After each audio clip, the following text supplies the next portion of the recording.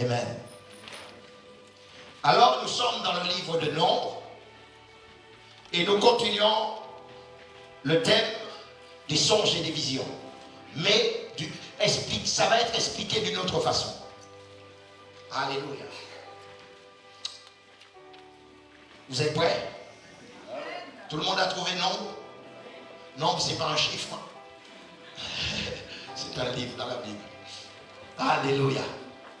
Et il dit, écoutez mes paroles.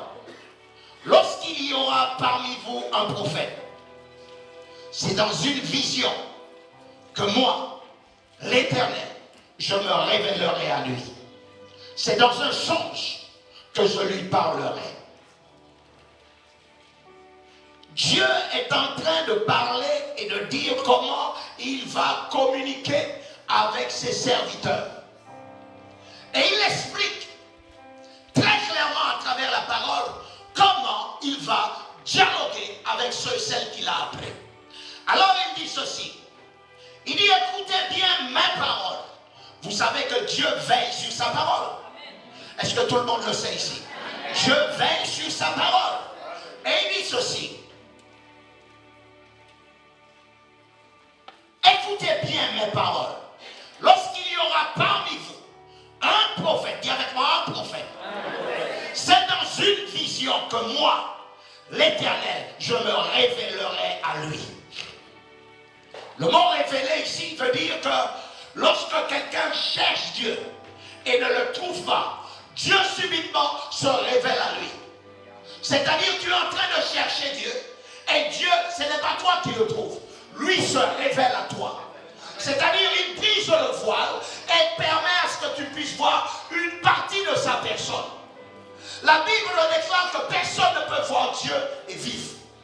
Un seul l'a vu, le Fils. Est-ce que quelqu'un me comprend? Mais à ses serviteurs, Dieu dit, je me révélerai à eux par des songes, par des rêves et par des visions. Est-ce que quelqu'un me comprend ici? Comprenez bien, pour que Dieu se révèle à quelqu'un, il faut que tu sois en communion avec lui. Parce que la nature même de Dieu, c'est de se cacher. C'est pour ça que les hommes disent que Dieu n'existe pas. Pourquoi? Parce que Dieu ne s'est pas encore révélé à tous. Est-ce que quelqu'un me comprend? C'est pour ça qu'il dit à ses prophètes, pas à tout le monde. Voici comment il va se révéler. Dis avec moi révélation. Dis encore révélation. On peut parler à propos de Dieu. Cela ne veut pas dire qu'on le connaît. Beaucoup de gens parlent de Dieu sans le connaître. Jésus dit, Père, la vie éternelle, c'est qu'ils te connaissent, toi, le seul vrai Dieu. Et les 5 ministères ont été donnés avec un seul but, de révéler Dieu aux hommes. Est-ce que quelqu'un me comprend? Oh, j'ai l'impression qu'on me perd. Écoutez-moi bien. Venir à l'église ne t'expose pas. Il faut que je choisisse le mot pour le dire. Ce n'est pas en venant à l'église qui fait de toi un croyant. Parce que venant, il y a des voleurs qui viennent à l'église, il y a des gens qui viennent chercher des femmes, il y a des gens qui sont là, il y a des chasseurs, il y a toute catégorie de personnes qui viennent à l'église. Mais écoutez-moi bien, celui qui vient à l'église pour chercher Dieu, la volonté de Dieu, le plan divin de Dieu, Dieu va se révéler à lui. Et quand Dieu se révèle à quelqu'un, celui que Dieu s'est révélé à lui est totalement différent de celui qui parle à propos d'eux. C'est pour ça, écoutez-moi bien, quand Dieu s'est révélé à toi, tu n'as pas peur d'affronter le monde. Tu n'as pas peur de marcher dans ce monde. Tu n'as pas peur de ton futur. Tu n'as pas peur de situation actuelle. Et tu n'auras pas peur de marcher dans la paix. À cause de quoi? À cause de la révélation. Alléluia. J'ai dit alléluia. C'est extraordinaire. Nous allons lire la parole. Parce que, écoutez-moi, on peut prêcher, parler de Dieu. Mais quand on parle de Dieu, et que derrière la voix de celui qui parle de Dieu, Dieu est en train d'écrire dans ton cœur et de révéler ses mystères et t'amener à la connaissance de qui il est, afin de te propulser, afin que tu affectes le monde dans lequel nous vivons aujourd'hui. Moi, je n'ai jamais compris une chose qui m'est étrange. L'Église, telle qu'elle est vue dans la Bible, ne représente pas Dieu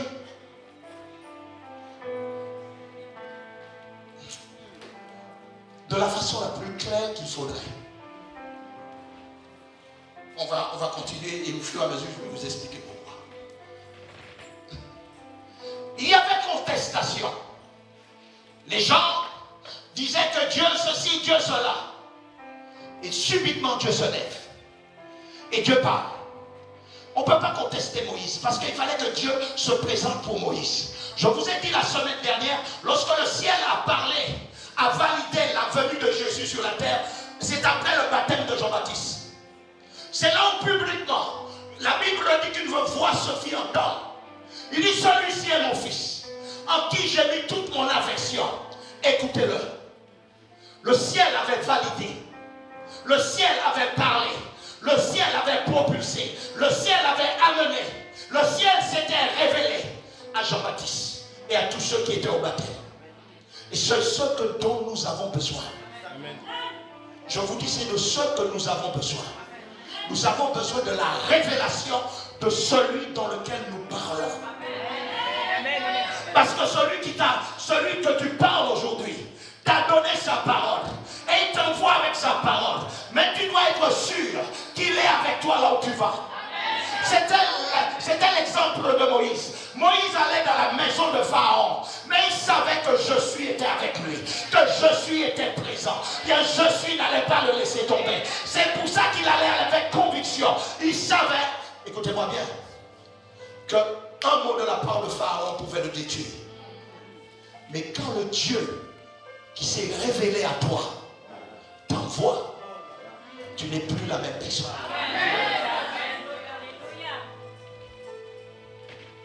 Lisons encore. Il dit, écoutez mes paroles. Lorsqu'il y aura parmi vous un prophète, c'est dans une vision que moi, l'Éternel, je me révélerai à lui. C'est dans un songe que je lui parlerai. Parce que là, il me semble que la parole est en train de nous montrer quelque chose. Il dit ceci, c'est dans une vision que moi, l'Éternel, je me révélerai à lui. Mais en ce qui s'agit de parler, Dieu dit, c'est dans un songe que je lui parlerai. Dans le songe, comme je vous ai dit, le songe te donne le son et l'image. Le son et l'image. Lorsque tu as l'image, c'est extraordinaire. Mais lorsque tu as le son c'est la parole évidente du Dieu vrai et du Dieu véritable. Et Dieu dit, je veille sur ma parole. Si Dieu te parle à travers un songe et te dit quelque chose, crois-moi, reste sur sa parole, reste sur cette parole, parce que Dieu va veiller sur cette parole, pas sur l'image, mais il va veiller sur la parole qui accompagne l'image. Est-ce que quelqu'un ne comprend? Et cela va s'accomplir. Je vous garantis que cela va s'accomplir. Parce que Dieu n'est pas un menteur. Dieu n'est pas un menteur. Dieu est Dieu. Et je vous dis une chose. La francophonie doit rencontrer ce Dieu-là. Comment rencontrer Dieu? C'est d'aller le chercher. Et que lui, il se révèle. Alléluia. Beaucoup de gens n'ont pas compris qu'est-ce que c'est le mot révélé. Je vais prendre une image. Parce qu'il faut qu'avant que j'avance. Est-ce qu'on peut monter ça?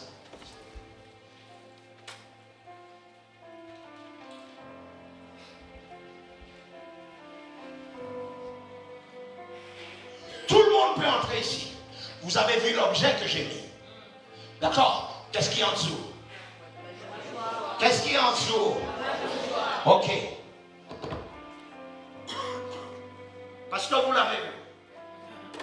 Ok?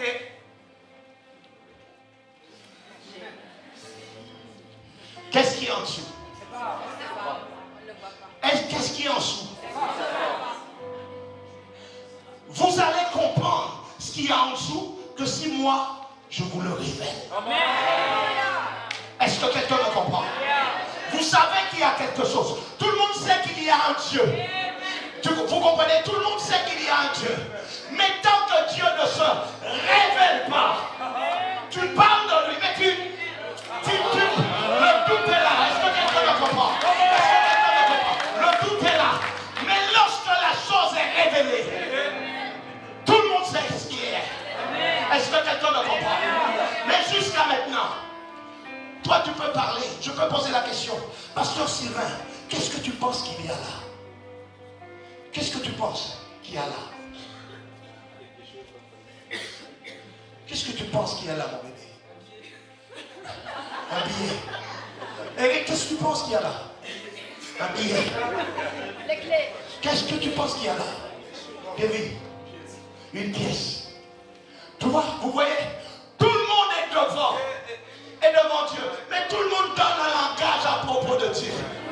On part, on donne une description de ce qu'il est. Oh, c'est de l'argent, c'est des billets, là c'est une pièce. On dit ça. Mais quand Dieu se révèle, oh mon ami, quand Dieu se révèle, c'est la révélation qui amène la connaissance. C'est la révélation qui amène la connaissance. Alléluia. Mes amis, nous continuons. On va regarder après ce qu'il y a. Je pense que là, beaucoup de personnes ont compris qu'est-ce que c'est la révélation. Alléluia. La révélation, ce n'est pas l'homme qui cherche et qui découvre lui-même la révélation. C'est Dieu qui se révèle. Je continue.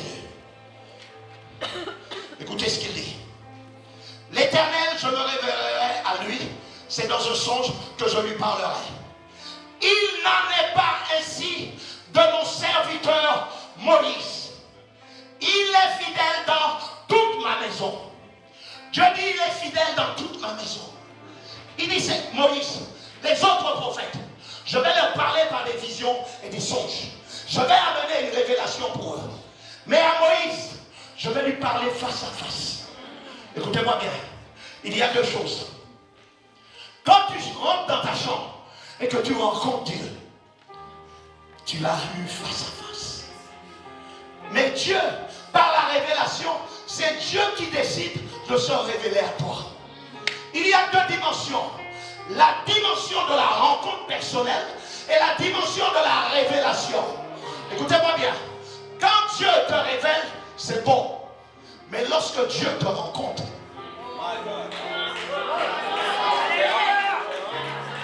quand Dieu te rencontre, c'est pour ça, regardez bien, toutes les conversions ne sont pas les mêmes.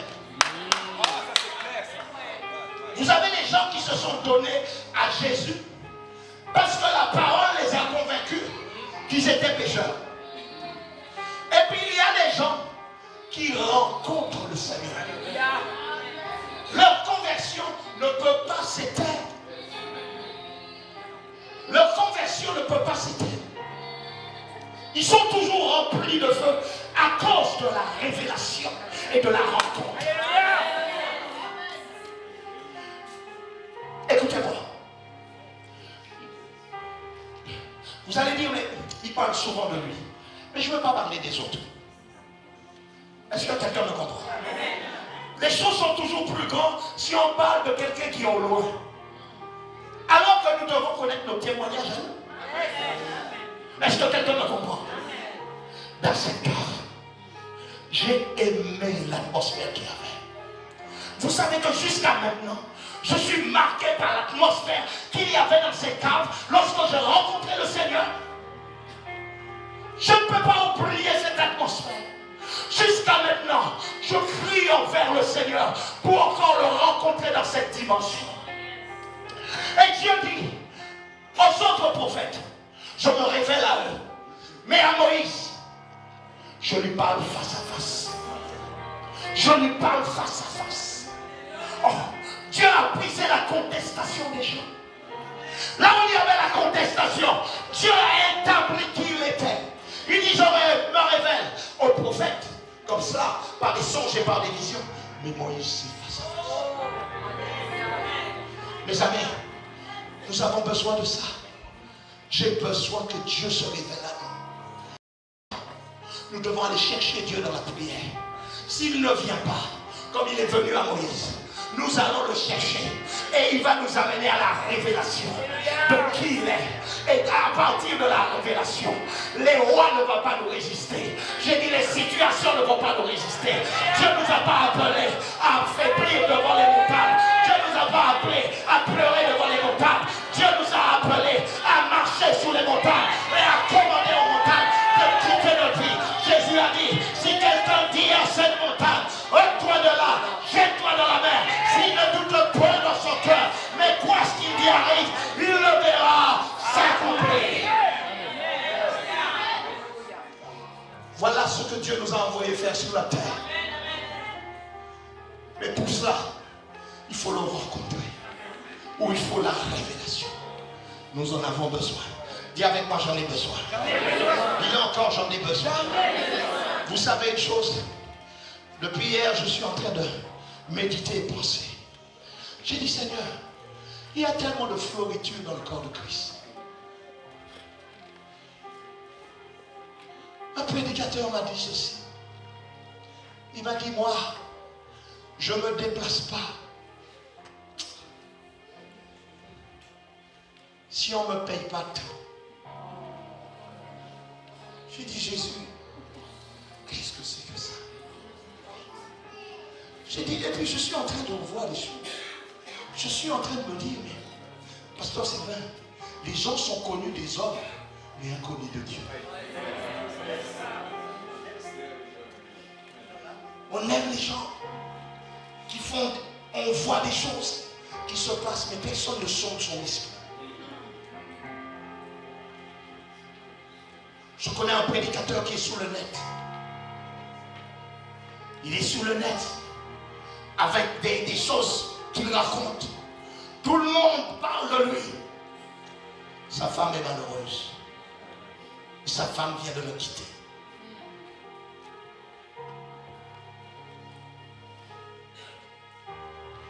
C'est le temps, mes amis, que nous puissions aller courir vers Dieu. Courir chercher Dieu plus que n'importe quoi. La validation des hommes ne valent rien, mes amis. La validation des hommes ne marche que sur la terre, mais la validation divine marche dans les cieux comme sur la terre. Il est temps que des vrais serviteurs de Dieu, des gens désintéressés à leur personne, à l'argent, aux situations, puissent prendre la place. Et je crois que le temps arrive, que Dieu va commencer à prendre des gens dans le secret et va les exposer. Ils parleront de Dieu avec révélation. Ils parleront de Dieu l'ayant rencontré. Ils parleront de Dieu avec passion. Nous avons besoin de ça. Je vous garantis, le Seigneur revient. Je crois très clairement qu'on va avoir une nouvelle race de serviteurs de Dieu.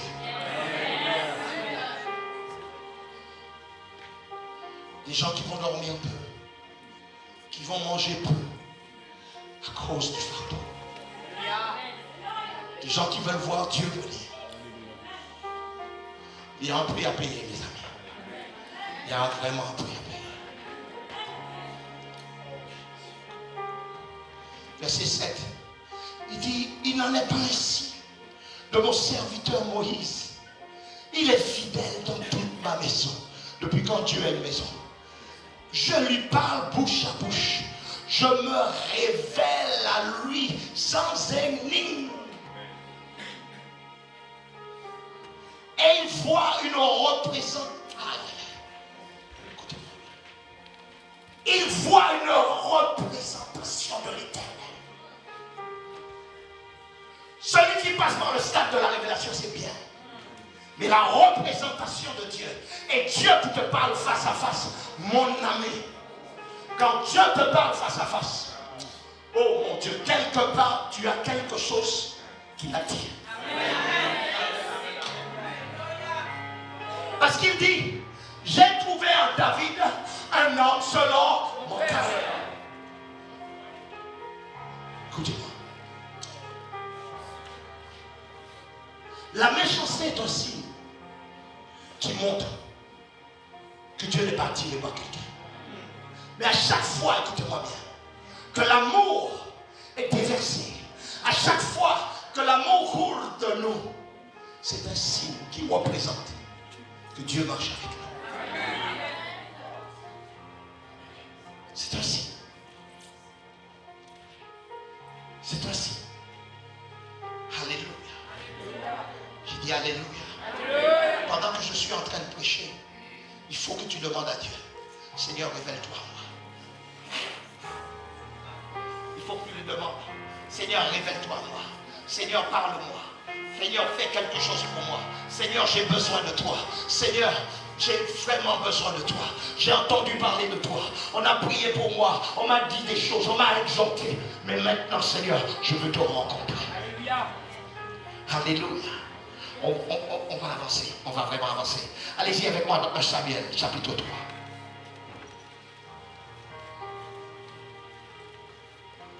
Merci. 1 Samuel, chapitre 3. Oh, Jésus. Oui, des masala. Oh, Jésus. Yeshua, tu peux le faire. 1 Samuel, chapitre 3, verset 1er. Le jeune Samuel était au service de l'Éternel devant Élie.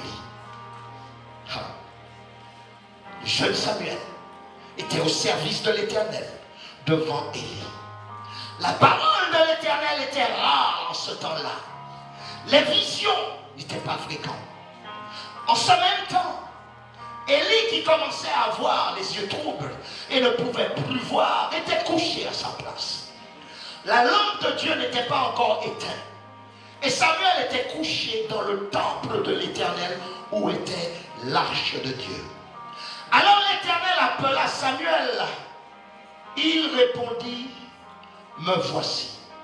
Et il courut vers Élie et dit, me voici quand tu m'as appelé. Élie répondit, je ne t'ai point appelé. Retourne te coucher. Et il alla se coucher. L'Éternel appela de nouveau Samuel. Et Samuel se leva vers Élie et dit, me voici quand tu m'as appelé. Élie répondit, je ne t'ai point appelé mon fils. Retourne te coucher. Samuel ne connaissait pas encore l'Éternel. Et la parole de l'Éternel ne lui avait pas encore été révélée. La parole de l'Éternel ne lui avait pas encore été révélée. L'Éternel appela de nouveau Samuel pour la troisième fois. Et Samuel se leva, alla vers Élie et dit, me voici quand tu m'as appelé. Élie comprit que l'Éternel, que c'était l'Éternel qui appelait l'enfant. Et il dit, Samuel, va, couche-toi. Si l'on t'appelle, tu diras, parle l'Éternel, car ton serviteur écoute. Jeune Samuel, dans le temps, il servait Dieu dans le temps, mais il ne le connaissait pas.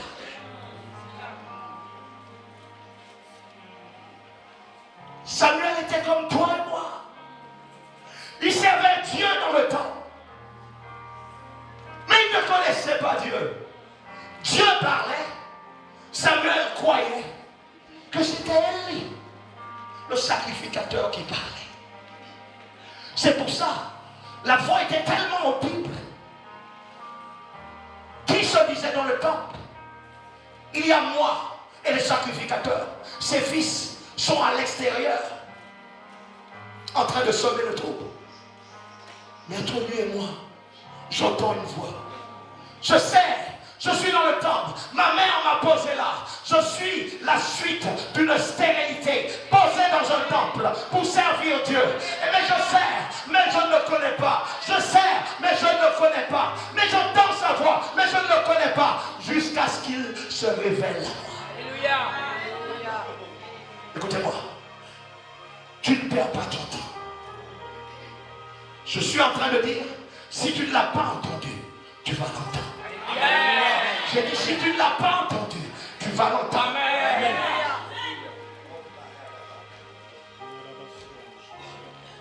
Le sacrificateur lui dit, Samuel, et vous voyez le sacrificateur, il était un backslider.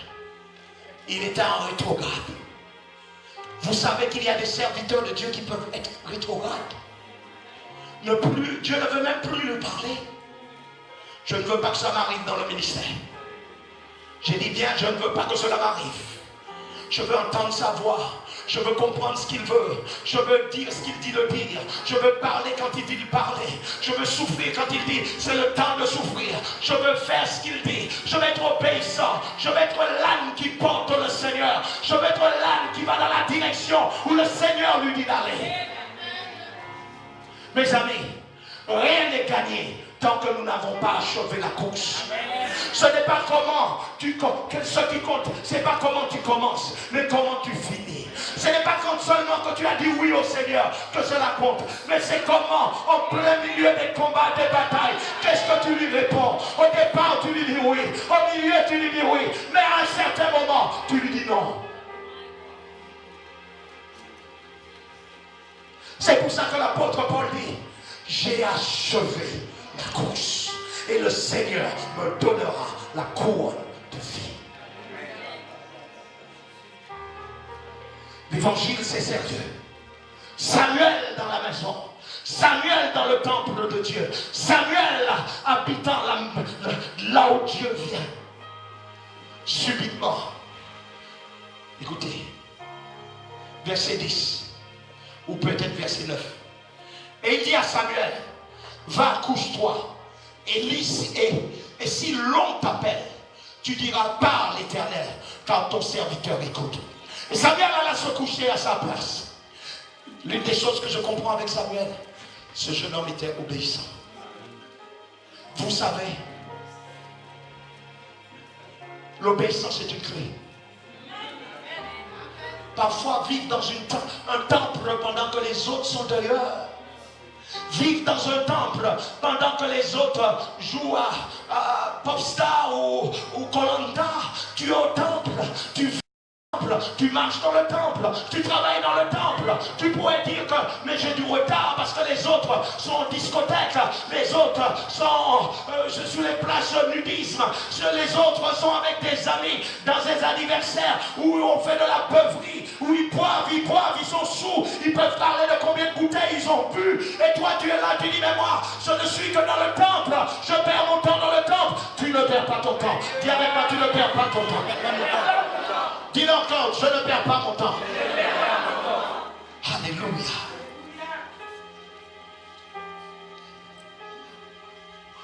Verset 10. Samuel se coucha à sa place. L'Éternel vint et se présenta. Et il appela comme les autres fois. Samuel, Samuel, Samuel. Samuel répondit, parle, car ton serviteur écoute. Alors l'Éternel dit à Samuel, voici je vais faire en Israël une chose qui étourdira les oreilles de quiconque qui l'entendra. Vous voyez mes amis, Dieu se révèle à lui et Dieu commence à lui parler. Dieu ne pouvait pas parler au sacrificateur. Le sacrificateur était désintéressé des choses de Dieu. Il n'avait plus faim de Dieu, il avait vieilli, il avait grossi, il mangeait beaucoup, c'était sa vie.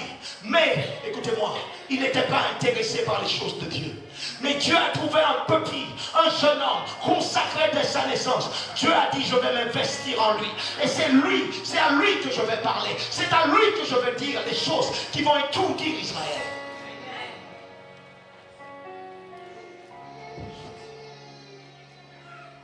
Il lui dit en ce jour, verset 12, En ce jour, j'accomplirai sur Élie tout ce que j'ai prononcé contre sa maison. Je commencerai et je chèverai. Je lui ai déclaré que je veux punir sa maison à perpétuité à cause du crime dont il a connaissance et par lequel ses fils se sont rendus méprisables sans qu'il les ait réprimés. Le péché des autres peuvent nous amener à pécher contre Dieu. Et le sacrificateur Élie ne pouvait pas reprendre ses propres enfants. L'amour qu'il avait pour ses enfants était plus fort que l'obéissance qu'il avait pour Dieu. Alors Dieu s'est détourné de lui. Et Dieu est passé par le jeune garçon, Samuel. Verset 15. Samuel resta couché jusqu'au matin. Puis il ouvrit les portes de la maison de l'Éternel. Samuel craignait de raconter la vision à Élie. Mais Élie appela Samuel et dit: Samuel, mon fils. Il répondit: me voici. Et Élie dit: quelle est la parole que t'a adressée l'Éternel? Quelle est la parole que t'a adressée l'Éternel? Ne me cache rien. Que Dieu te traite dans toute sa vigueur si tu me caches quelque chose de tout ce qu'il a dit. Quand tu es serviteur de Dieu, tu vas aller chercher toi-même. Tu vas aller dire au Seigneur: moi j'aurais pleuré. Seigneur, tu as parlé à ce jeune homme. Mais à moi tu ne m'as pas parlé. Dès les 2 premières fois où le jeune homme avait entendu la voix, j'aurais été pleuré devant Dieu. J'aurais dit: Seigneur, je t'en supplie. Je t'en supplie. Il est jeune dans la maison. Parle-moi, Seigneur. Seigneur, lui, il ne te connaît pas, mais parle-moi. Je vais faire ce que toi tu veux. Je vais obéir à ta voix. Je vais te donner ma vie comme toi tu le veux. Seigneur, parle-moi. Mais il n'a pas eu ce désir. Il n'a pas eu. Le matin, il se réveille et il va vers le jeune. Ne me cache pas ce que Dieu t'a dit. Joseph, lui, pouvait interpréter les rêves. Si c'était Joseph aurait su ce qui avait été dit. Si c'était Moïse aurait su ce qui avait été dit. Si c'était Daniel aurait su ce qui avait été dit. Pourquoi? À cause de leur relation avec Dieu. Il y a des choses qui peuvent se passer dans nos familles. Écoutez-moi. Sans être sur place, Dieu peut vous le révéler. Je vous dis, Dieu peut vous le révéler. Il y a des choses qui se passent à l'église. Brusquement, je suis chez moi et je sens une tristesse tomber sur moi. Je sais que quelque chose est en train de se faire. Parfois, je ne sais pas quoi. Je ne peux pas mettre les mots, mais Dieu me prévient. Et brusquement, un sentiment vient, un nom vient, un visage vient. Et là, tu es obligé de prier. Parce qu'il t'a nommé berger. Et le travail du berger, c'est d'intercéder pour toi. Le travail du berger, ce n'est pas pour boire le lait des brebis. Le travail du berger, c'est d'intercéder pour eux. Le travail du berger, c'est de les aider à grandir. Le travail du berger, c'est de ne pas montrer la faute. Le travail du berger, c'est de le rendre fort. Il y a quelqu'un, j'ai beaucoup apprécié son message. Dimanche dernier, j'avais dit: Dieu m'a dit de ne pas retenir les gens. Et quelqu'un de l'église m'a envoyé un message. Et il m'a dit: pasteur, n'est-ce pas le travail du berger de prendre soin des brebis?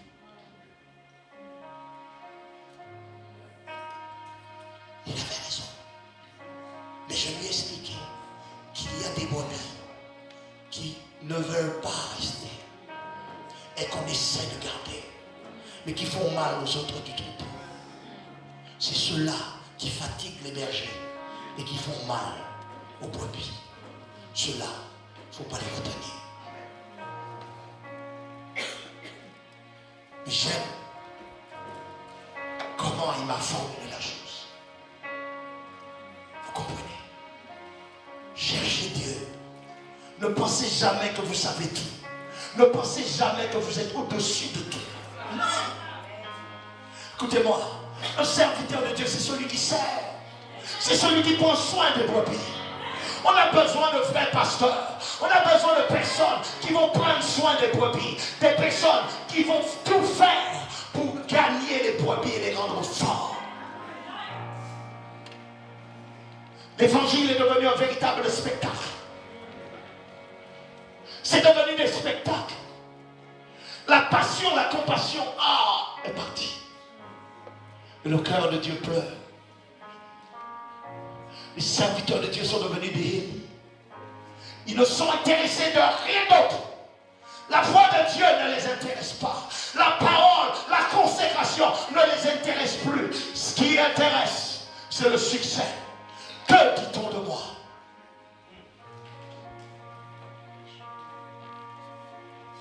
Mais Dieu dit, j'accomplirai envers Élie ce que je t'ai déclaré. Alléluia. Et voici ce qu'il dit au verset 13. Je lui ai déclaré que je veux punir sa maison à perpétuité à cause du crime dont il a connaissance. Élie ne pouvait pas venir dire à Samuel qu'il ne savait pas. Dieu dit, à cause du crime dont il a connaissance, il sait.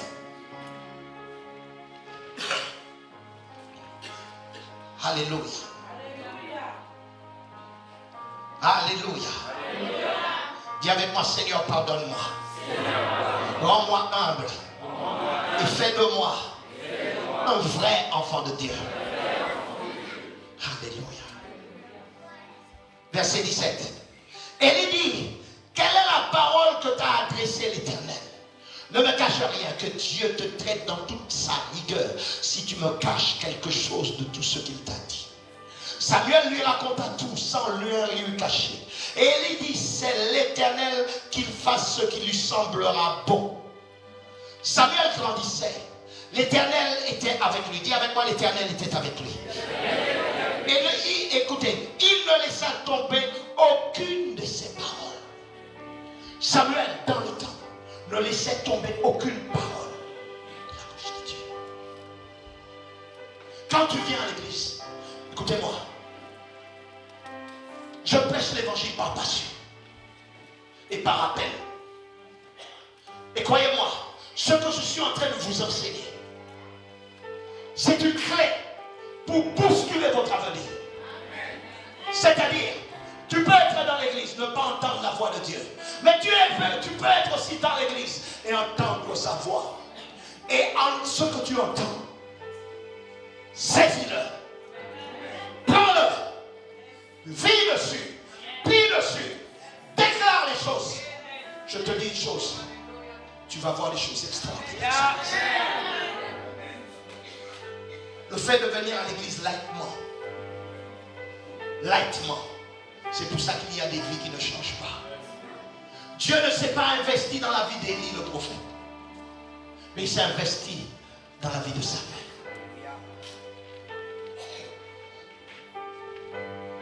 Mes amis, que Dieu puisse s'investir dans nos vies. J'ai dit que Dieu puisse s'investir dans nos vies. Que Dieu puisse révéler qui il est à chacun d'entre nous. Et quand Dieu se révélera à nous, mes amis, le monde, j'ai dit le monde, cherchera à voir ce que nous possédons. Alléluia. Amen, amen, amen, amen, amen. Mais on a tellement joué avec les choses de Dieu que Dieu ne peut plus même se manifester. C'est pour ça que le sacrificateur Élie restait dans le temple, grossissait, mangeait, faisait toutes sortes de choses. Ne reprenait pas ses fils, ne reprenait pas ce qui n'allait pas, parce que Dieu a dit, il savait de quoi, de quel Dieu il devait accuser. Alléluia. Dis avec moi, alléluia. Alléluia. Oh, Dieu est bon, non? Je peux passer à autre chose. Je peux encore continuer à prêcher dessus. Mais comme je sais où je vais, je suis obligé de passer à un autre texte. Je pourrais prêcher là-dessus pendant 1 heure, plus d'1 heure. Enseigner et prêcher. Mais je dois aller dans le thème, dans le tempo qu'il faut aller. Dis-moi amen. Amen. Alléluia. Dis, pasteur, avance. Ah. Ou dis, aïe, aïe, aïe. Ou dis, pasteur, arrête-toi. Alléluia. 2 Samuel chapitre 7.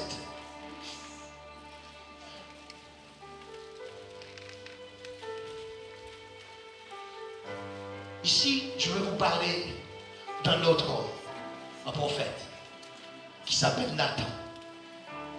Et vous allez voir que David, dans ses vieux jours, écoutez-moi bien, dans les vieux jours de David, quand David était jeune, Dieu aussi parlait à David très clairement quand il était avec l'ours et le lion.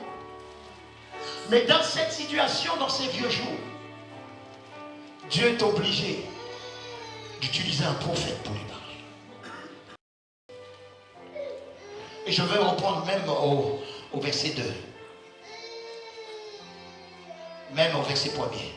Lorsque le roi habita dans sa maison et que l'Éternel lui eut donné du repos, après l'avoir délivré de toutes les ennemis qui l'entouraient, il dit à Nathan le prophète, vois donc que j'habite dans une maison de cèdre et l'arche de Dieu habite au milieu d'une tente. Nathan répondit au roi, va, fais tout ce que tu as dans le cœur, car l'Éternel est avec toi. La nuit suivante, la parole de l'Éternel fut adressée à Nathan. Va dire à mon serviteur David, ainsi parle l'Éternel, est-ce toi qui me bâtirais une maison pour que j'en fasse ma demeure? Mais je n'ai point habité dans une maison depuis le jour où j'ai fait monter les enfants d'Israël hors d'Égypte jusqu'à ce jour. J'ai voyagé sur une tente et dans un tabernacle. Partout où j'ai marché avec les enfants d'Israël. Ai-je dit un mot à quelqu'un, à quelqu'une des tribus d'Israël, à qui j'avais ordonné de paître mon peuple d'Israël? Ai-je dit, pourquoi ne me bâtissez-vous pas une maison de cèdre? Maintenant, tu diras à mon serviteur David, ainsi parle l'Éternel des armées, je t'ai pris au pâturage derrière les brebis pour que tu fusses chef sur mon peuple et sur Israël.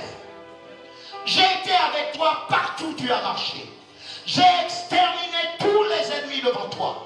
Et j'ai rendu ton nom grand comme le nom des grands qui sont sur la terre. J'ai donné une demeure à mon peuple, à Israël. Et je l'ai planté pour qu'il soit fixé et ne soit plus agité. Pour que le méchant ne l'opprime plus auparavant. Et comme à l'époque où j'avais établi des juges sur mon peuple d'Israël, je t'ai accordé du repos et de la délivrance de tous tes ennemis. Et l'Éternel t'annonce qu'il créera une maison. Quand les jours seront accomplis et que tu seras couché avec tes pères, j'élèverai ta postérité auprès de toi, celui qui sera sorti de tes entrailles, et j'affermirai son règne. Alléluia. C'est trop puissant, mes amis. Le roi David, on parle du roi qui lui était en train de dire au prophète Nathan, mais Dieu habite sous des temples, nous allons lui bâtir une maison. Il est en train de discuter. Dieu va et s'adresse au prophète. Et il pose des questions à David.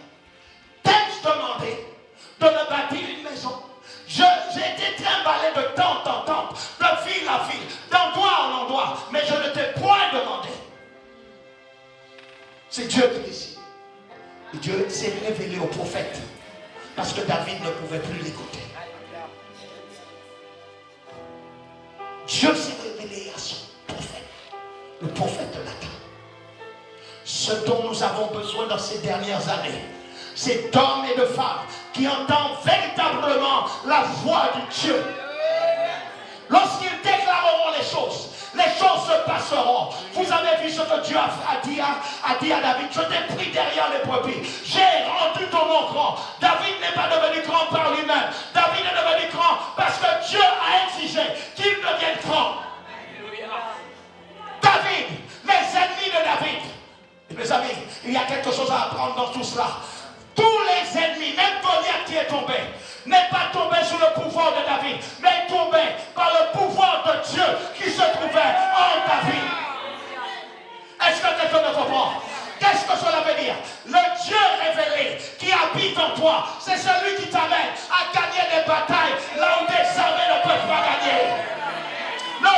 pas compris. Je dis bien, le Dieu qui habite en toi, c'est celui qui te poussera à réussir là où tout le monde pense que tu échoues. Il a dit à David, c'est moi qui ai combattu tes ennemis. Toutes les batailles que tu as eues, David, c'est moi qui les ai gagnées pour toi. Ton nom est devenu grand, pas à cause de toi, parce que j'ai décidé de rendre ton nom grand. Alléluia. Mes amis, si nous cherchons Dieu ensemble, ce pays changera le visage. Parce que quand Dieu t'accompagne, la victoire est certaine. Quand tu vas tout seul, il n'y a pas de victoire. Est-ce que quelqu'un me comprend? Le secret de David, c'était la relation avec Dieu. Le secret de tous les hommes de la Bible, c'est la relation avec le Seigneur. Il n'y a pas de victoire sans prière. Il n'y a pas de victoire sans combat. Il n'y a pas de victoire sans consécration. Sans la consécration, la France sera perdue. C'est pour cela, mes amis, qu'on attend que des prédicateurs viennent des États-Unis, viennent d'Afrique pour avoir des réunions ici. Mais cela n'est pas suffisant. C'est une goutte qu'on nous donne. On est à base, on marche à base d'homéopathie. Alors que nous pouvons aller vers celui qui a le véritable médicament, c'est-à-dire le guérisseur, le Seigneur Jésus-Christ. Mes amis, allons-nous attendre? Moi, je refuse d'attendre. Je vous garantis, le même Dieu qui marchait avec David et avec ses pays, je vous garantis, ce n'est pas des blagues. Je n'ai pas besoin d'attendre qu'un grand prédicateur qui sort de Harvard, je n'ai pas besoin que quelqu'un sorte d'un autre pays pour me dire combien est puissant mon Dieu, combien est grand mon Dieu.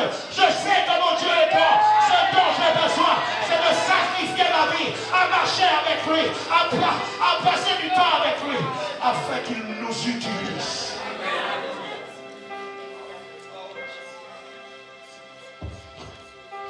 Nous avons réduit Dieu parce qu'il ne s'est pas révélé. Dis à ton cœur, Seigneur, révèle-toi à moi. Dis-le encore, révèle-toi à moi.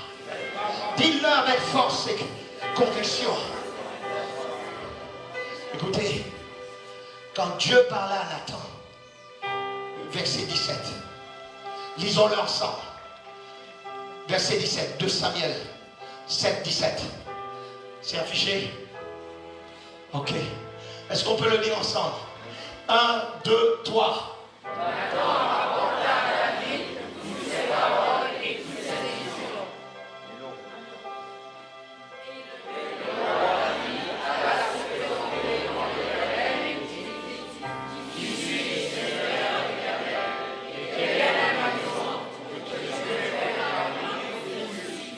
Alléluia. Restez là. David reconnaît. Il reconnaît. Il tombe tout de suite. Il ne va pas supplier Nathan. Mais il va devant Dieu. Pourquoi?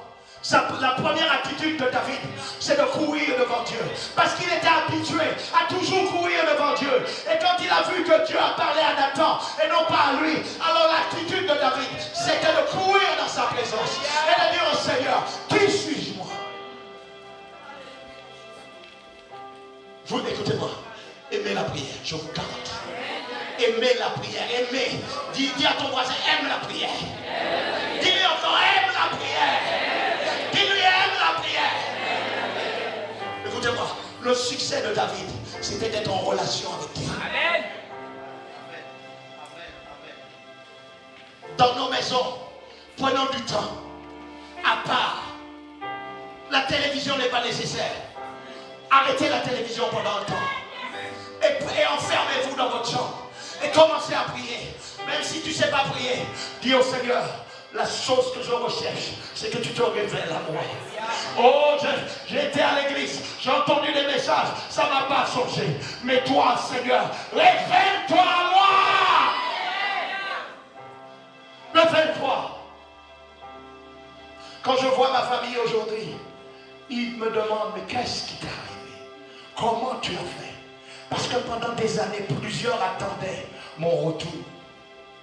c'est-à-dire le petit caïd du quartier, celui qui aidait tout le monde à vider les bouteilles, celui qui aimait le tam-tam, qui était près des rues en train de jouer au tam-tam tous les jours et qui buvait le rhum comme s'il buvait un verre de jus d'orange. Ils s'attendaient à mon retour. Même jusqu'à maintenant, ils ont un lieu ici à Sarcelles où ils se rassemblent, les gens de mon quartier, où ils se rassemblent, où ils boivent. Ils fêtent. Et ils pensaient me retrouver. Je continuerai de prêcher l'évangile jusqu'au dernier jour de ma vie. Je continuerai de parler du Seigneur. Je continuerai de parler de sa passion. Je continuerai de parler de ses merveilles. Vivre pour Dieu, cela te coupe tes relations. Mais un jour viendra, et je sens qu'elle est proche, où ceux qui attendaient que tu reviennes seront ceux qui viendront vers toi et qui te demanderont la portion que toi tu as eue, et tu les conduiras au pied du maître, tu les conduiras à rencontrer le maître. Oh. Dis avec moi, Seigneur, parle-moi. Dis-le avec conviction, Seigneur, parle-moi. Dis-le encore, Seigneur, parle-moi. Oh. Alléluia. On peut lire encore quelques textes. Ça vous va? Ah, non, les amens sont trop silencieux. Si on parle blessing, blessing, c'est ça qu'on a habitué l'église. Dieu merci que je ne suis pas né de nouveau dans une période comme celui-là. Parce que je ne serai jamais chrétien. Je vous garantis. Blessing, tu vas avoir la maison, tu vas avoir la voiture, tu vas avoir le mariage. Amen. Tu vas remplir le chéquier. Amen. Tu vas voyager. Amen. Mais aimer sa présence. Même si tu ne voyages pas. Oh, sa douce présence vaut tout l'or du monde. Oh, même ceux qui prennent les jets privés ne savent pas ce que c'est que d'être dans la présence de Dieu. Dans la présence de Dieu, je peux voyager. Dans la présence de Dieu, je peux aller vers le ciel. Le ciel est l'endroit qu'aucune corruption n'a pu toucher. Et lorsque la présence de Dieu est présente, lorsque sa présence est là, mon ami, ça vaut tout. Vous vous êtes jamais posé la question. Comment Paul, Pierre, accepte d'aller en prison pour le nom de Jésus? Ah, mes amis, je m'imagine Pierre en prison, l'église en train de prier, d'intercéder, et puis Dieu envoie un ange.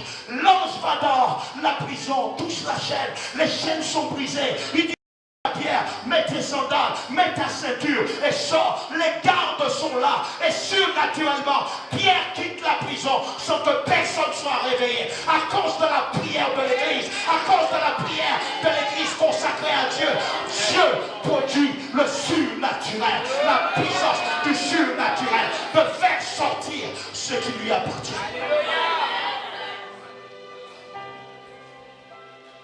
Il faut qu'on revienne à ça. Que des ministres puissent avoir des visions claires, des vrais serviteurs.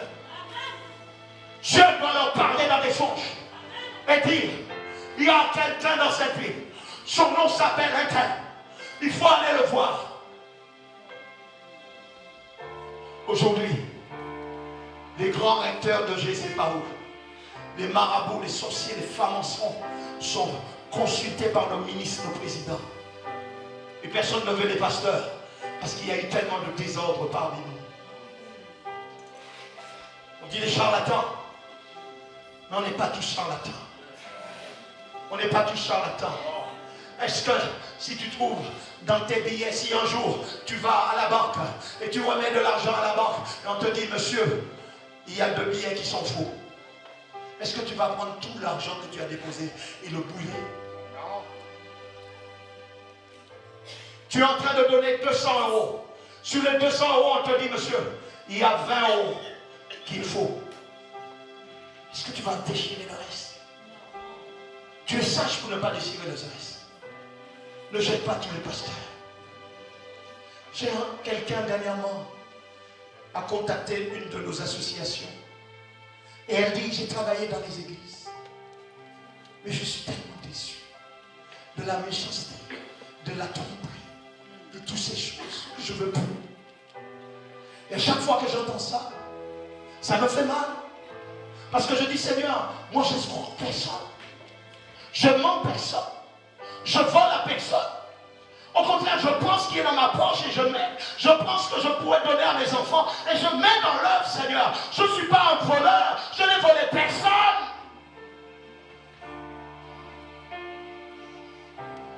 Et ça me fait mal.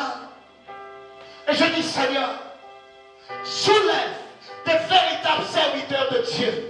Des hommes, Seigneur, qui te représentent. Des hommes qui ne courent pas après les mains, après les dîmes, après les offrandes. Qui ne courent pas après ces choses, mais qui courent après ta présence. Et qui amènent le peuple de Dieu à rencontrer Dieu, à aimer Dieu, à servir Dieu, à pleurer pour Dieu, à adorer Dieu, à vivre pour Dieu. Il n'y a rien de plus fort que ça. Chaque jour que le dimanche arrive, ou que les jours de réunion arrivent, mon cœur palpite pour venir dans sa présence et pour faire le sacerdoce et pour le faire du mieux que je peux et donner le mieux que je peux et pour dire au peuple de Dieu, attachez-vous à Dieu, marchez avec Dieu, vivez pour Dieu, pleurez devant lui, mais attendez-vous à ce qu'il agisse. C'est ça mon rêve.